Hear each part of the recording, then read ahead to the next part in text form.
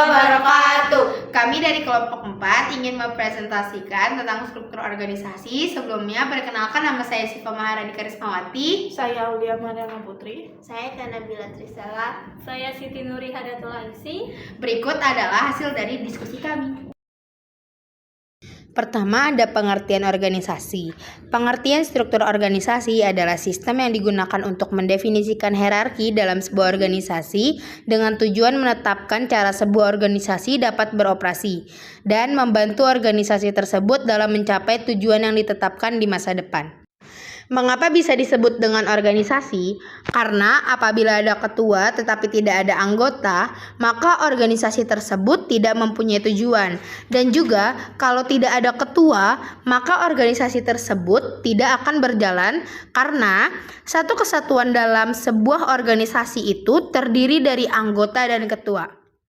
Faktor-faktor yang mempengaruhi struktur organisasi. Yang pertama, ada skala organisasi yang mempunyai arti hierarki yang digunakan oleh suatu organisasi untuk mengatur dan mendistribusikan tanggung jawab. Contohnya adalah seperti hierarki pada piramida dengan level manajemen yang berbeda, misalnya CEO, direktur, manajer, dan staf. Yang kedua, ada strategi organisasi. Strategi organisasi adalah rencana jangka panjang yang dirancang untuk mencapai tujuan dan visi organisasi. Contohnya seperti melibatkan penggunaan teknologi untuk meningkatkan efisiensi operasional. Yang ketiga, ada teknologi, yaitu sistem yang digunakan oleh suatu organisasi untuk mencapai tujuannya. Misalkan menggunakan handphone atau laptop untuk surat menyurat dan akan diberikan kepada suatu instansi. Yang keempat, ada lingkungan. Lingkungan organisasi merujuk pada sebuah faktor eksternal dan internal yang mempengaruhi operasi dan kinerja suatu organisasi. Contohnya itu OSIS di sekolah dan BEM di kampus. Jenis struktur formal.